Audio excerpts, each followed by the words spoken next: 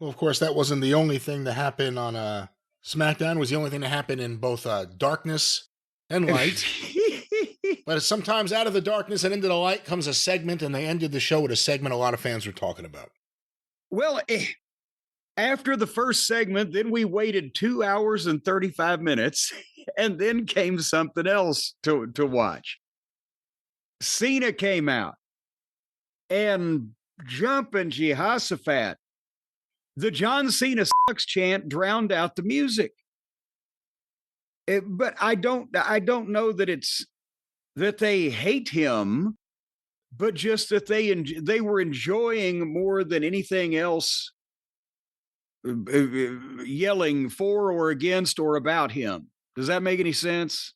They're just participating in the whole fucking thing. It does, because other than the joy in yelling, singing John Cena sucks, they seem to treat him as a babyface most of the time. Yeah, yes, and they were into it.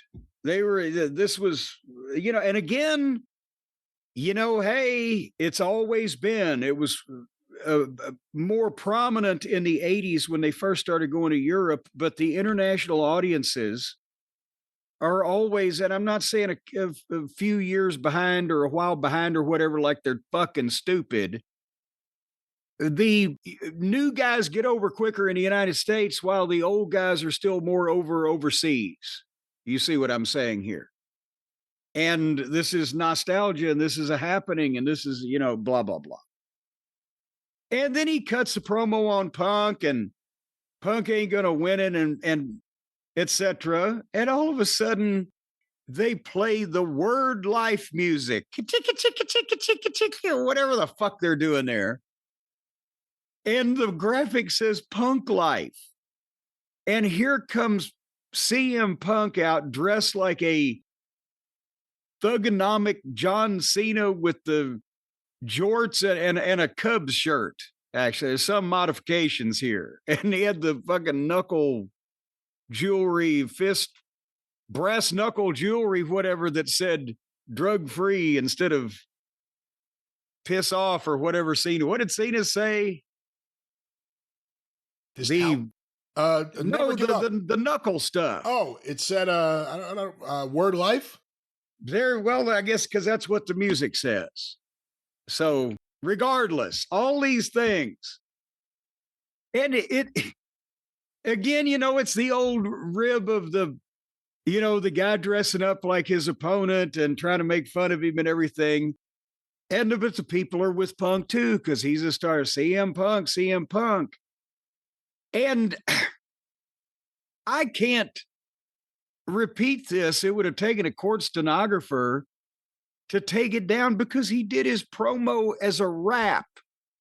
But it wasn't like, it wasn't like an easy rap. It was like an actual promo, but it rhymed. And God damn it, I don't know how he did this.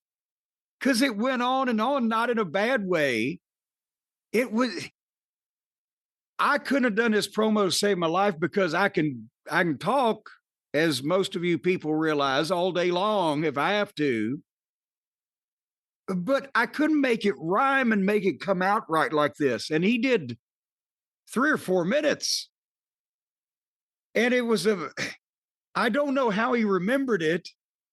And it had to be heavily his input because I wouldn't think write this and hand it to somebody and go, okay, just do that. Oh, okay.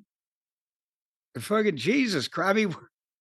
He called Cena a fish-bellied white Hulk Hogan, but more problematic. I can't remember what that rhymed with because he called me a player hater, but Cena's buried more talent than The Undertaker.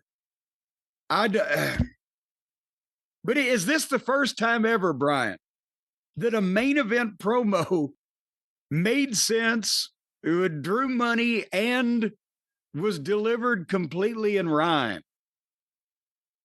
No, Cena used to do it all the time. Punk was doing it. His shit was a little more juvenile, wasn't it? This wasn't like the rap thing, this was a little more literate. This was him doing. It was him more doing of a Cena. poem. No, this was the same way it was Cena doing the pipe bomb. This was him doing a classic Cena promo. No, I think that Cena used to rhyme a lot of stuff with booby and shit. You know. I don't know. I don't have the lyric book of all the classic. They should put that out. Put that out, please. No, see, Cena's a better rapper, but Punk is a better poet. He had better material. Punk was really good here. And again, it's so impressive, the memorization that has to go into that. Yeah. When Cena used to do it, it was impressive. But he did it. Like, he was doing it regularly. I don't even know how you build up the ability to constantly do that. Punk has never done that. And he came out there and he delivered. He hit a home run with that, I thought. I know some people thought it was too corny. But, it plays off the pipe bomb last week. I thought it was really good.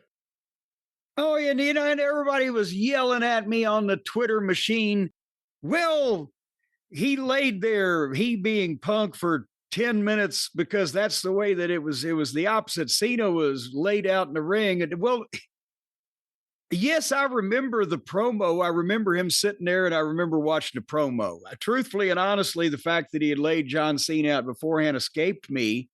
But as many people also pointed out when they started arguing about what those other people had brought up, Cena got laid out in the ring. Punk sat on the fucking stage.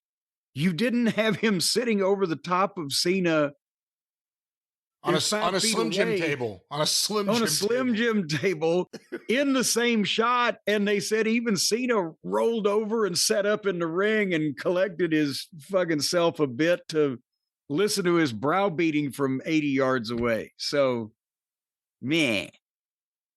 Well, that was WWE Smackdown. Yes, it was. From the Kingdom of Saudi Arabia. What happens when the king dies and the queen takes over? Is it become the queendom? Oh, it'll never be the queendom. It'll always be the Kingdom of Saudi Arabia, and the king. I was thinking maybe they would they'd turn the tables over there and flip the script, and the guys would have to go around wearing beekeepers' outfits for a while. I don't think that's going to happen. I don't think there's going to be really too many changes in terms of treatment of women or gay people or anyone who's a minority or anything like that. Anyone whose passport is being held. That's right.